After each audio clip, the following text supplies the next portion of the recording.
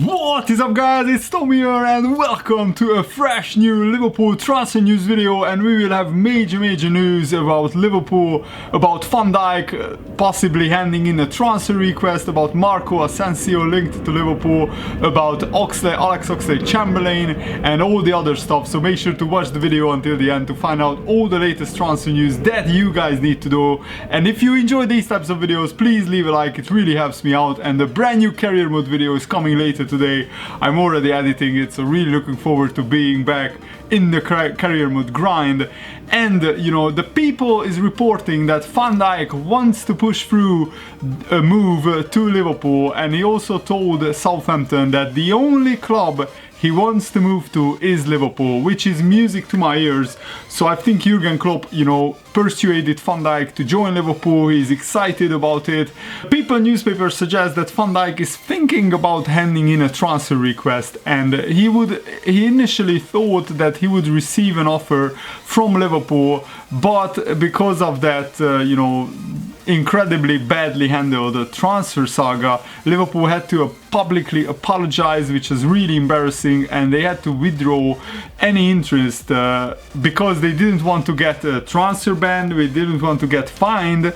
But the Premier League didn't act upon the Southampton reporting Liverpool for a breach of the transfer rules, which means that Liverpool could be open to negotiating a deal. This is what this newspaper is reporting. And also Van Dijk told Southampton that he will only move to Liverpool. Liverpool is the only club that he wants to join, and that is a huge thing, because Chelsea and Manchester City were both interested in Van Dijk, and those two clubs are both, you know, richer than Liverpool, and they also finished higher in the Premier League than Liverpool. But still, it looks like that Van Dijk doesn't want to move anywhere else but Liverpool. So what do you make about that? What do you think about that, guys? Let me know in the comments below. I think it's brilliant, and it shows how much Liverpool improved under Jurgen Klopp in the recent years, that really big players, really awesome players now want to join the club. Naby Keita also wants to join. It looks like that the Virgil van Dijk transfer is now a little bit closer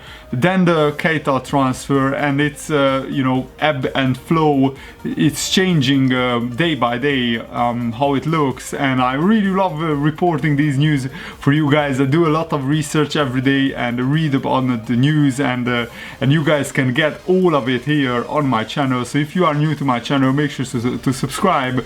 So I'm fingers crossed Liverpool will offer, you know, a transfer bid to Southampton. We really need to go in and try with a £60 million bid, and let's see what Southampton say.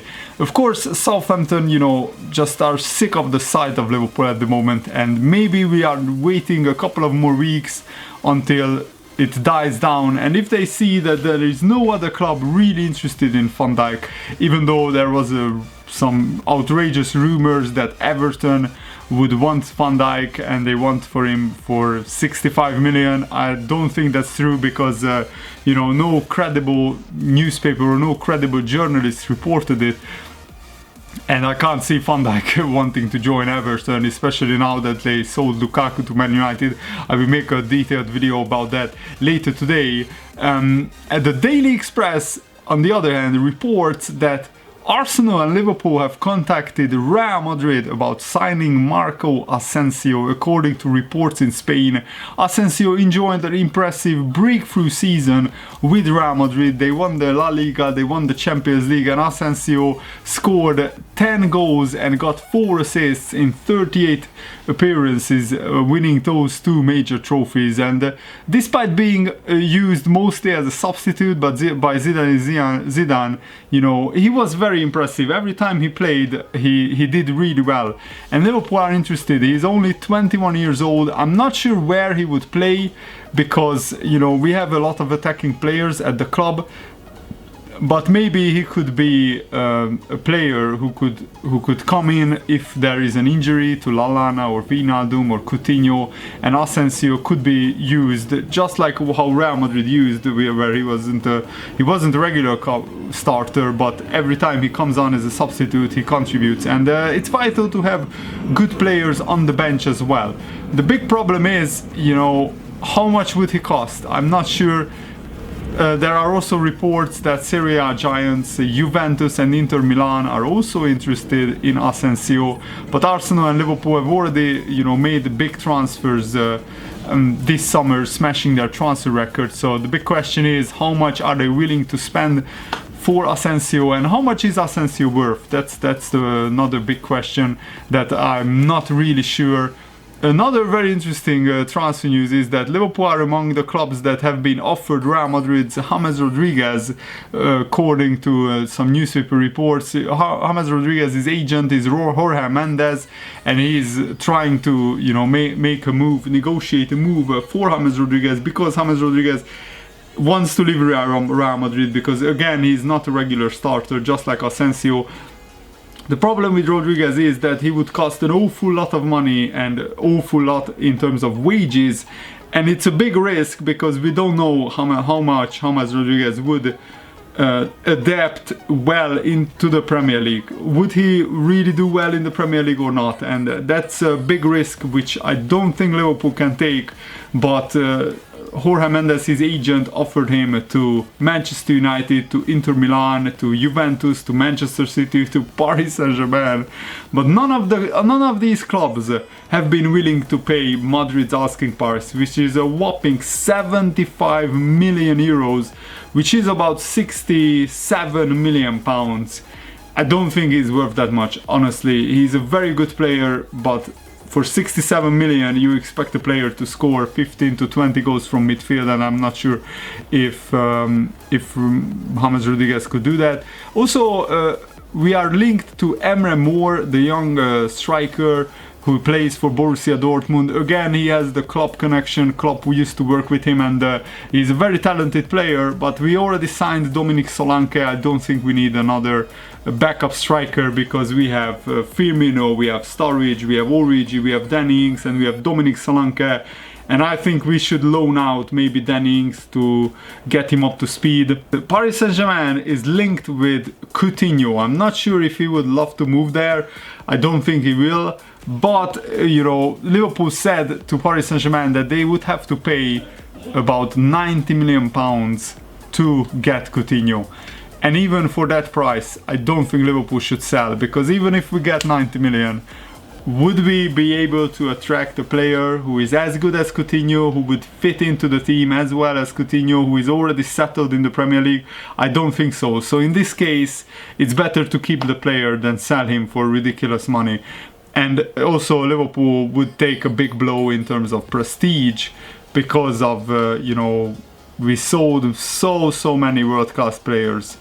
We let go Suarez, Mascherano, Xabi Alonso, Fernando Torres, and we just can't do this anymore. I don't think, now that we are also struggling to get Naby Keita and the Van Dijk transfer over the line, I don't think we can afford to leave Coutinho, and that's one of my only big worries for this transfer window, is if Coutinho gets unsettled and if Barcelona come in for him. At the moment it looks like they won't, but if they do and Coutinho's head gets turned, if we lose Coutinho, we will really struggle next season to get into the top 4, even if we sign Van Dijk and Naby Keita, because Coutinho is our best player. He is the player who can unlock any defense with his creativity. So in my opinion, we should do everything we can to keep him, and he's 25 years old. Of course, he just signed a new contract which keeps him at Anfield until 2022,